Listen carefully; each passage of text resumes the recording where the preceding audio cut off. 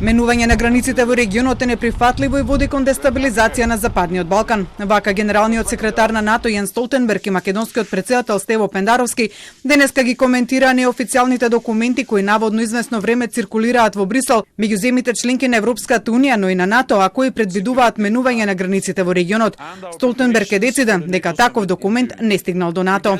These are documents I only read about in the newspapers. They have not been circulated among NATO allies at the NATO headquarters. I have not seen them. I cannot confirm the existence of these documents. Any speculation about changing borders will only add to the uncertainty and risk create instability in the region. So I think any speculation about that is not helpful. And continued respect for international recognized borders is the best way forward for stability and security in the region.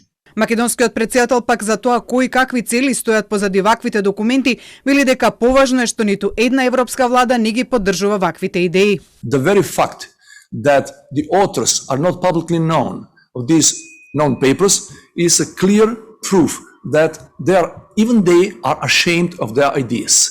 Only the people who are not capable of producing creative ideas and concepts how to promote the national interests of their countries and how to make the lives of their people better. Only those type of people are producing these kind of concepts, non-papers, thinking, believing that if you divide the people along the ethnic lines, then the prosperity will come overnight. Столтенберг пак за разликите кои постојат меѓу Македонија и Бугарија како две членки на Алијансата, рече дека меѓу 30 земји членки секогаш постојат разлики кои НАТО секогаш ги охрабрува да бидат решени низ конструктивен диалог, посочувајќи го при тоа примерот за изнаоѓање на решение за спорот околу името меѓу Македонија и Грција. Пендаровски, кој денеска на вториот ден од посетата на Брисел беше во седиштето на НАТО, со Столтенберг разговарали за безбедносните предизвици со кои се соочува Алијансата, а кои доаѓаат од Русија и Кина, потсетувајќи дека НАТО е најмокната и најсилната воено-политичка алијанса во светот.